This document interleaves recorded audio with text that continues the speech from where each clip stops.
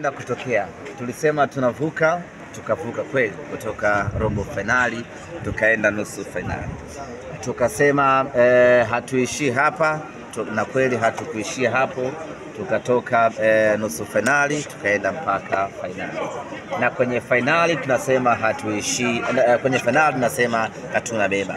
Malengo yetu, dhamira yetu, mipango yetu ni kuhakikisha kwamba Simba anabeba ubingwa wa Afrika, na kwa mapenzi yake Mwenyezi Mungu tunakwenda kubeba ubingwa wa Afrika. Hakuna chochote cha kutuzuia, hakuna chochote cha kutushinda, hakuna chochote ambacho kitamfanya mnyama ashinde kutimiza malengo yake ya kuchukua ubingwa. Maandalizi tuliyoyafanya, ndugu zangu waandishi wa habari, ni maandalizi ya kutisha mno, ni maandalizi ya kufa mtu, ni maandalizi ya kiwango cha mwisho kabisa binadamu anaweza kuyafanya. Ni maandalizi makubwa sana, ni maandalizi ambayo tunahakikisha hatujafanya kosa hata moja kwenye maandalizi haya. Ni maandalizi ambayo kitu pekee ambacho kitatunyima ubingwa siku ya kesho ni mapenzi yake Mwenyezi Mungu. Lakini kwa juhudi za kibinadamu ambazo tumezifanya, ndugu zangu, ni hatari sana. Hakuna namna yeyote ambayo Simba itatufanya tukose huu ubingwa. Lakini mwalimu Fadlu Davis amefanya kazi kubwa ya kiufundi kuhakikisha ya kwamba anawatengeneza, anawaandaa vijana wake kwa ajili ya kwenda kupigana vita kubwa, kwa ajili ya kwenda kupigana vita nzito. Pamoja na matumaini tuliyokuwa nayo ya kuchukua ubingwa huu, pamoja na imani ya ujasiri tuliyokuwa nayo ya kwenda kuchukua ubingwa huu, lakini hatuwezi kuacha wanasema akiba ya kwamba tunakwenda kucheza mechi ngumu kweli kweli.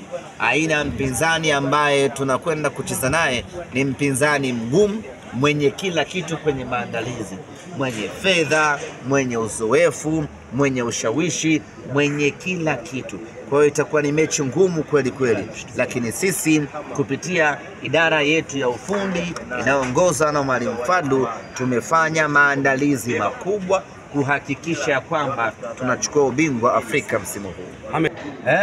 Kwanza ndio raha ya mpira, kuona napata upinzani kama huu, na upinzani wa mtu kututania ama kuandaa vibonzo kwa ajili ya kutucheka, sisi hivyo hatuna mashaka naye. Lakini anayetia mkono kwenye mechi yetu, tusilaumiane. Hili ni jambo ambalo tunalisisitiza na tunalirudia mara kwa mara, na kama kuna mtu anadhani tunatania, basi afanye anachoweza kufanya, lakini tunamwambia tu hakutakuwa na wakutulaumu, maana ya kwamba maangamizi atakayoyapata yanaanzia kwake na kwa familia yake. Tumedhamiria ubaya kweli kweli. Kiwango chetu tulichokuwa nacho cha utu tumekiacha mbali kweli kweli. Hivi sasa tupo kwenye kiwango cha ubaya ubwela ambacho tunaweza kufanya lolote Simba Sports Club ichukue ubingwa. Kwa sisi matani, mtu kututania, mtu kufanyaje, wakavaa jezi za wapinzani, tuna enjoy hiyo ari, kwa sababu ndio maisha ya utani, na sisi tunapenda utani namna hiyo, na tunapenda upinzani wa namna hiyo. Lakini atakayetia mkono, mzee, waambie watu wa Mwanza, atakayetia mkono kwenye shughuli hii sio yeye tu, na kizazi chake. Si jambo jepesi. Simba kwa ubora wetu wote tuliokuwa nao, tumesubiri hii hatua kwa miaka 30. Tumefika hii hatua na tuko tayari.